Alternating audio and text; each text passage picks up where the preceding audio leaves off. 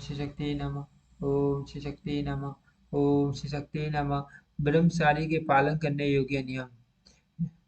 ऋषियों ने पूछा, सूर्य कर्म योग कैसे किया जाता है जिसके द्वारा द्वारा आराधना करने पर भगवान विष्णु प्रसन्न होते हैं। महाभाग, आप वक्ताओं में श्रेष्ठ ने अर्थ हमें यह बात बताइए जिसके द्वारा मुमुक्षु पुरुष सबके ईश्वर भगवान श्री हरि की आराधना कर सके। वह समस्त लोगों की रक्षा करने वाला धर्म क्या वस्तु है, उसका उसका वर्णन कीजिए। उसके श्रवण की इच्छा से यह ब्राह्मण लोग आपके सामने बैठे हैं। सूर्य बोले, ऋषियों, पूर्व काल में अग्नि के समान तेजस्वी ऋषियों ने वती के पुत्र व्याजी से ऐसा ही प्रश्न किया था। उसके उत्तर में उन्होंने जो कुछ कहा था उसे आप लोग सुनिए। व्याजी ने कहा, ऋषियों, मैं सनातन क्रम योग का वर्णन करूंगा। आप आप आप सब लोग ध्यान देकर सुनो। कर्म योग योग ब्राह्मणों को अक्षय फल प्रदान करने वाला है। पहले की बात है, प्रजापति मनु ने छोटा बनकर बैठे हुए ऋषियों के समस्त ब्राह्मणों के लाभ के लिए वेद प्रसिद्ध संपूर्ण विषयों का उपदेश किया था। वह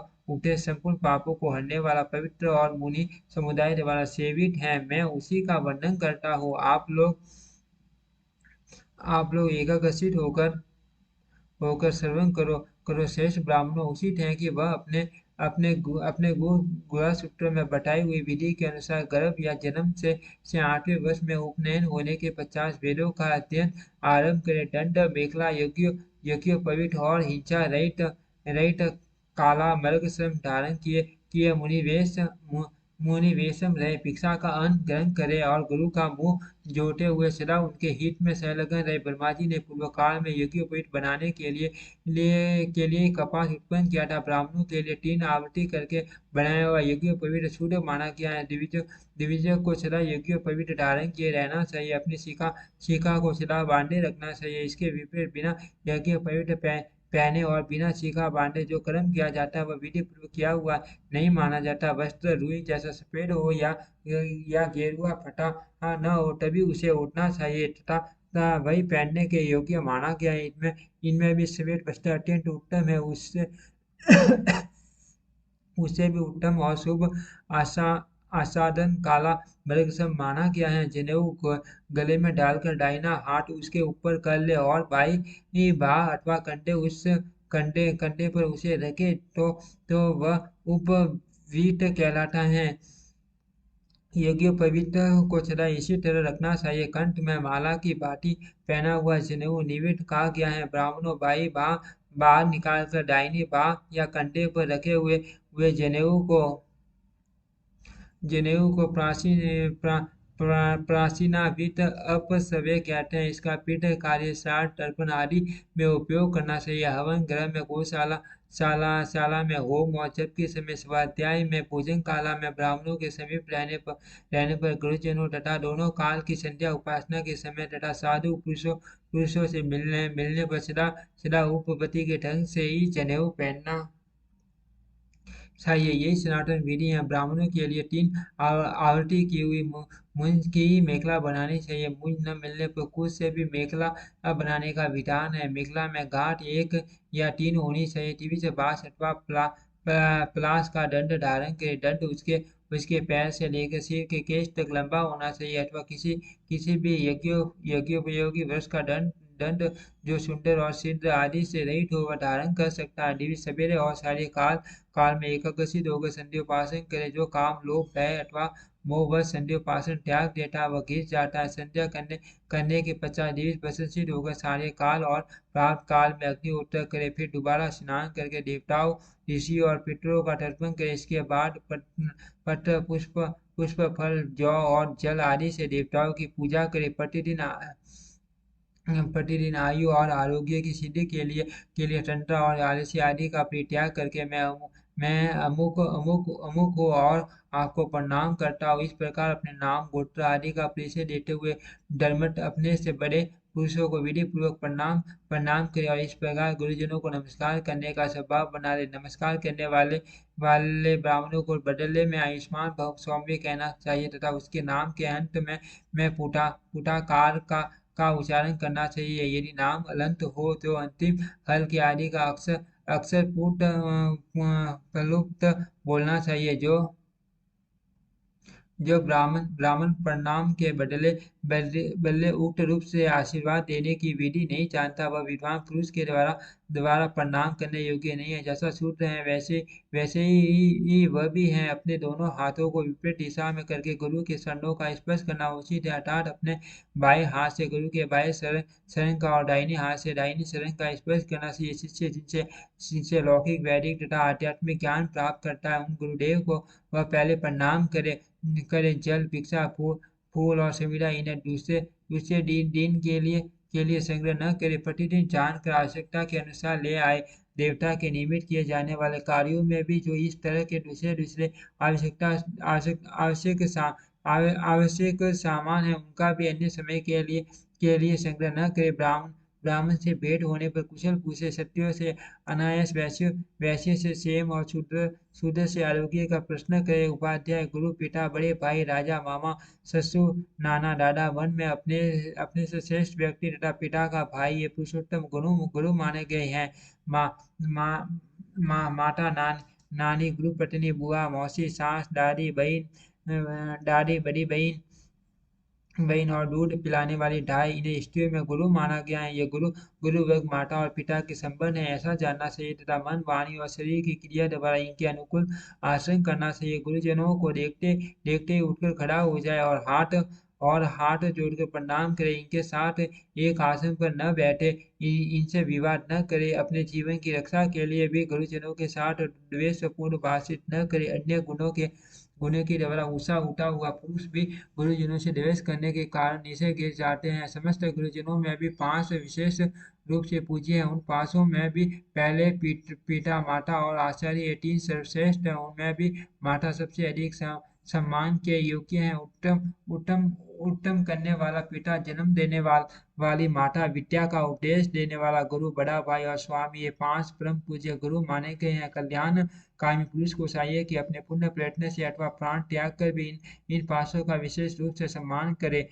जब तक पिता और माता ये दोनों जीवित हो, तब तक सब कुछ छोड़कर पुत्र उनकी सेवा में संलग्न रहे। पिता माता यदि पुत्र के गुणों से भलीभांति प्रसन्न हो तो वह पुत्र उनकी सेवा रूप कर्म से ही संपूर्ण धर्मों का फल प्राप्त कर लेता। माता के समान देवता और पिता के समान गुरु दूसरा नहीं। उनके उनके किए हुए उपकारों का बदला भी किसी तरह नहीं हो सकता। अर्थ, मन, वाणी और क्रिया द्वारा सदा उन दोनों का प्रिय करना चाहिए। उनकी आज्ञा के बिना दूसरे किसी धर्म का आश्रय न करे, परंतु यह निषेध निषेध मोक्ष रूपी फल देने वाले नित्य नैमित्तिक कर्मों को छोड़कर ही लागू होता है। मोक्ष के साधन कुछ नित्य नैमित्तिक कर्म अनिवार्य हैं, उनका अनुष्ठान होना ही चाहिए। उनके लिए किसी की अनुमति लेना आवश्यक नहीं है। यह धर्म के सार तत्व का उपदेश किया गया है। यह मृत्यु के बाद भी अनंत फल को देने वाला उपदेशक गुरु की विधिवत आराधना करके उनकी आज्ञा से घर लौटने वाला शिष्य इस लोक में विद्या का फल भोगता है और मृत्यु के पश्चात स्वर्ग में जाता है।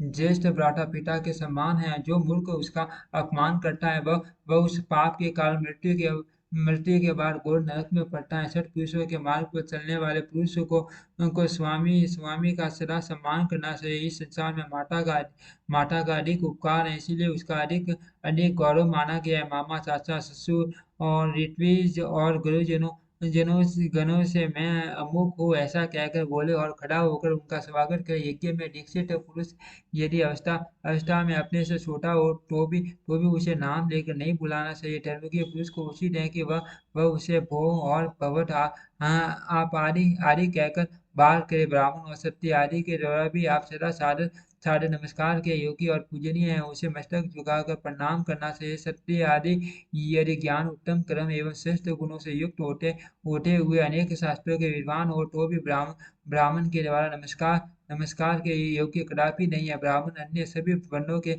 लोगों से स्वस्ति कहकर बोले, ये श्रुति की आज्ञा है। एक वन के पुरुष को अपने सम्मान वन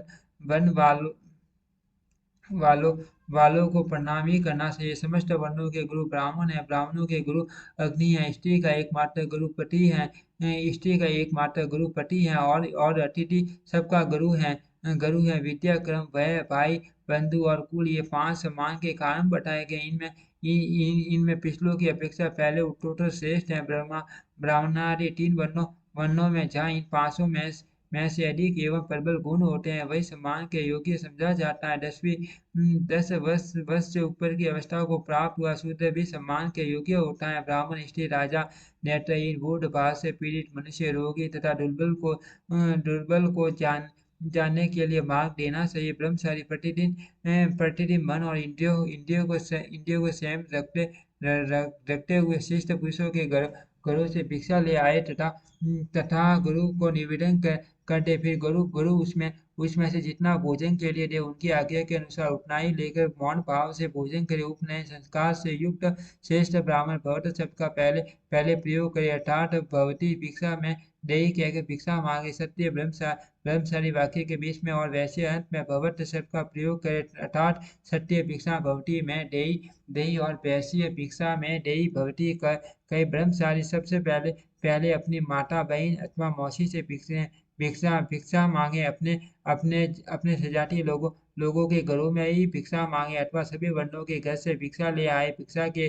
संबंध में दोनों ही प्रकार का विधान मिलता है, किंतु पतित आदि के घर से भिक्षा लाना वर्जित है। जिनके जिनके यहाँ वेदा अध्ययन और यज्ञों की परंपरा बंद नहीं है, जो अपने कर्म के लिए सर्वथा प्रशंसित है, उन्हीं उन्हीं के घरों से जितेंद्रिय जितेंद्रिय ब्रह्मचारी प्रतिदिन भिक्षा ले आए। गुरु के कुल में भिक्षा न मांगे, अपने कुटुंब, कुल और संबंधियों के यहाँ भी भिक्षा के लिए न जाए। यदि दूसरे घर न मिले तो यथासंभव ऊपर ऊपर बताए हुए पूर्व पूर्व घरों का परित्याग करके भिक्षा ले सकता है। यदि पूर्व कथा अनुसार योग्य घर घर मिलना असंभव हो जाए तो समूचे गांव में भिक्षा के लिए विचरण करे। उस समय मन को काबू में रखकर मौन रहे और इधर उधर दृष्टि न डाले। इस प्रकार सरल भाव से आवश्यकता अनुसार भिक्षा का संग्रह करके भोजन करे। सदा जितेंद्रिय रहे, मौन रहकर एवं एकाग्रचित हो व्रत का पालन करने वाला ब्रह्मचारी प्रतिदिन भिक्षा के अन्न से जीवन निर्वाह करे। एक स्थान का अन्न न खाए। भिक्षा से किया हुआ निर्वाह ब्रह्मचारी के लिए उपवास के समान माना गया है। ब्रह्मचारी भोजन को सदा सम्मान की दृष्टि से देखे, गर्भ में आकर अन्न की गणना न करे, उसे देखकर रहस्य प्रकट करे, मन में प्रसन्न हो और सब प्रकार से उसका उसका अभिनंदन करे। अधिक भोजन आरोग्य, आयु और स्वर्गलोक की प्राप्ति में है हानि पहुंचाने वाला है। वह पुण्य का नाशक और लोक निंदित है, इसीलिए उसका परित्याग कर देना चाहिए। पूर्वाभिमुख होकर अथवा सूर्य की ओर मुंह करके अन्न का भोजन करना उचित है। उत्तरारी भी मुख होकर कदापि भोजन न करे, यह भोजन की सनातन विधि है। भोजन करने वाला पुरुष हाथ पैर धो शुद्ध स्थान में बैठकर पहले जल से आचमन करे, फिर भोजन के पश्चात भी उसे 2 बार आचमन करना चाहिए। भोजन भोजन करके जल पीकर सोकर उठने पर और स्नान करने पर, गलियों में घूमने पर, ओठ साटने या स्पर्श करने पर, वस्त्र पहनने पर, वीर्य मूत्र और मल का त्याग करने पर, अनुचित बात कहने पर, थूकने पर, अत्यंत आरंभ करने के समय, खांसी तथा दम उठने पर, चौराहे या शमशान भूमि में घूमकर लौटने पर तथा दोनों संध्याओं के समय श्रेष्ठ देवी आचमन किए होने पर भी फिर आचमन करें। सांडालों और मलेच्छों के साथ बात करने पर, स्त्री, शूद्र तथा झूठे मुंह वाले पुरुषों से वार्तालाप होने पर, झूठे मुंह वाले पुरुष अथवा झूठे भोजन को देख लेने पर तथा आंसू या रक्त गिरने पर भी आचमन करना चाहिए। अपने शरीर से स्त्रियों का स्पष्ट हो जाने पर अपने बालों तथा खींचकर गिरे हुए वस्त्र का स्पर्श कर लेने पर धर्म की दृष्टि से आचमन करना उचित है। आचमन के लिए जल ऐसा होना चाहिए जो गर्म न हो, जिसमें फेन न हो तथा जो खारा न हो। पवित्रता की इच्छा रखने वाला पुरुष सर्वदा पूर्वाभिमुख या उत्तराभिमुख बैठकर ही आचमन करे। उस समय सिर अथवा गले को ढके रहे तथा बाल और सूटी को खुला रखे। किन्हीं से आया हुआ पुरुष दोनों पैरों को धोए बिना पवित्र नहीं होता। विद्वान पुरुष सीढ़ी पर या जल में खड़ा होकर अथवा पगड़ी बांधे आचमन न करे। बरसती हुई धारा के जल से अथवा खड़ा होकर या हाथ से उलीसे हुए जल के द्वारा आचमन करना उचित नहीं है।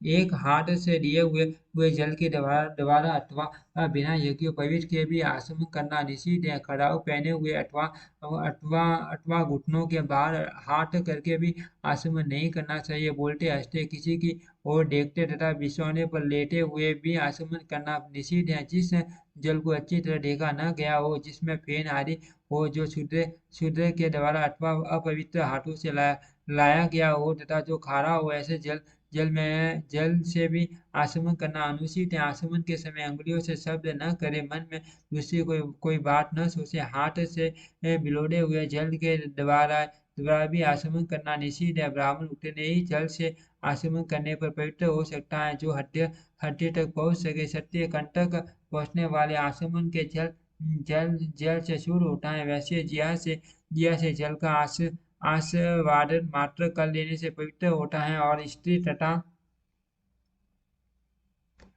शुद्ध जल के स्पर्श मात्र से शुरू हो जाते हैं। अंगूठे की जरक के भीतर की रेखा में ब्रह्म तीर्थ बताया जाता है। अंगूठे और तर्जनी के बीच के भाग को पितर तीर्थ कहते हैं। कानी अंगुली की मूल से पीछे पीछे का भाग प्रजापत्य तीर्थ कहलाता है। अंगुलियों का अग्र भाग देव तीर्थ माना गया है, उसी को आश्र तीर्थ भी कहते हैं, अथवा अंगुलियों के मूल भाग में देव और आस तीर्थ तथा मध्य में आग्नेय तीर्थ है, उसी को स्वामी का तीर्थ भी कहते हैं। ये जान कर मनुष्य मुंह में नहीं पड़ता। ब्राह्मण सदा ब्रह्म तीर्थ से ही आचमन करे, अथवा देव तीर्थ से आचमन की इच्छा रखे, किंतु पीठ तीर्थ से कदापि आचमन न करे। पहले मन और इंद्रियों को संयम में रखकर ब्रह्म तीर्थ से 3 बार आचमन करे, फिर अंगूठे के मूल भाग से मुंह को पोंछते हुए उसका स्पर्श करे। तत्पश्चात अंगूठे और अनामिका अंगुलियों से दोनों नेत्रों का स्पर्श करे, फिर तर्जनी और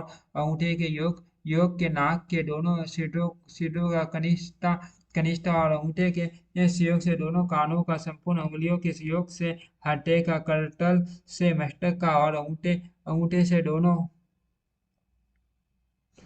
कंधों का स्पर्श करे। द्विज 3 बार जो जल का आचमन करता है उससे ब्रह्मा विष्णु और महादेव जी तृप्त होते हैं, ऐसा हमारे सुनने में आया है। मुख का परिमार्जन करने से गंगा और यमुना को तृप्ति होती है। दोनों नेत्रों के स्पर्श से सूर्य और चंद्रमा प्रसन्न होते हैं। नासिका के दोनों दोनों छिद्रों का स्पर्श करने से अश्विनी कुमारों की तथा कानों के स्पर्श से वायु और अग्नि की तृप्ति होती है। हड्डी के स्पर्श से संपूर्ण देवता प्रसन्न होते हैं, और मस्तक स्पर्श से वह आदित्य पुरुष अंतर्यामी प्रसन्न होता है। मधुपर्क, सोम रस, पान फल, मूल तथा गन्ना, इन सबके खाने पीने में मनु जी ने दोष नहीं बताए। उससे मुंह जूठा नहीं होता। अन्न खाने या जल पीने के लिए प्रवृत्त होने वाली मनुष्य के हाथ में यदि कोई वस्तु हो तो उसे पृथ्वी पर रखकर आचमन के पश्चात उस पर भी जल छिड़क देना चाहिए। जिस वस्तु को हाथ में लिए हुए मनुष्य अपना मुंह जूठा करता है, उसे यदि पृथ्वी पर न रखे तो वह भी स्वयं भी अशुद्ध ही रह जाता है। वस्त्र आदि के विषय में विकल्प है, उसे पृथ्वी पर रखा भी जा सकता है, और नहीं भी उसका स्पर्श करके आचमन करना चाहिए। रात के समय जंगल में शोर हो और व्यागों से भरे हुए रास्ते पर चलने वाला पुरुष दबिये हाथ में लिए हुए भी मल मूत्र का त्याग करके दूषित नहीं होता। यदि दिन में शौच जाना हो तो जनेऊ को दाहिनी कान पर चढ़ाकर उत्तराभिमुख हो मल मूत्र का त्याग करे। यदि रात्रि में जाना पड़े तो दक्षिण खंड की ओर मुंह करके बैठना चाहिए। पृथ्वी को लकड़ी, पत्ते, मिट्टी, ढेले अथवा घास से ढककर तथा अपने मस्तक को भी वस्त्र से आच्छादित करके मल मूत्र का त्याग करना चाहिए। किसी पेड़ की छाया में, कुएं के पास, नदी के किनारे, गौशाला, देव मंदिर तथा जल में, रास्ते पर, राख पर, अग्नि में तथा श्मशान भूमि में भी मल मूत्र का त्याग नहीं करना चाहिए। गोबर पर, काठ पर, बहुत बड़े वृक्ष पर तथा हरी भरी घास में भी मल मूत्र का करना निषिद्ध है। खड़े होकर तथा नग्न होकर भी मल मूत्र का त्याग नहीं करना चाहिए। पर्वत मंडल में, पुराने दिवाली में, शादी पर तथा किसी भी गड्ढे में मल मूत्र का त्याग वर्जित है। चलते चलते भी पाखना और पेशाब नहीं करना चाहिए। भूसी, कोयले तथा ठीकरे पर, खेत में, बिलने में, तीर्थ में, चौराहे पर अथवा सड़क पर, बगीचे में, जल के निकट, उस भूमि में तथा नगर के भीतर, इन सभी स्थानों में मल मूत्र का त्याग मना है। खड़ाऊ या जूता पहनकर, छाता लगाकर, अंतरिक्ष में स्त्री, गुरु, ब्राह्मण, गौ देवता, दिवाली तथा जल की ओर मुंह करके, नक्षत्रों तथा ग्रहों को देखते हुए अथवा उनकी ओर मुंह करके तथा सूर्य, चंद्रमा और अग्नि की ओर दृष्टि करके कभी मल मूत्र का त्याग नहीं करना चाहिए। शौच आदि होने के पश्चात कहीं किनारे से लेक व और दुर्गंध को मिटाने वाली मिट्टी लेकर आलय से रहित हो विशुद्ध एवं बाहर बाहर निकाले हुए जल से हाथ आदि की शुद्धि करे। ब्राह्मणों को उचित है कि वह रेत मिली हुई है अथवा कीचड़ की मिट्टी न ले। रास्ते से उसे भूमि से तथा दूसरों के शौच से बची हुई मिट्टी को भी एक काम में न ले। देव मंदिर से कुएं से घर की दीवार से और जल से भी मिट्टी न ले। निरंतर हाथ पैर धोकर प्रतिदिन पूर्वक विधि से आचमन करना चाहिए। ओम श्री शक्ति नमः। ओम श्री शक्ति नमः। ओम श्री शक्ति नमः।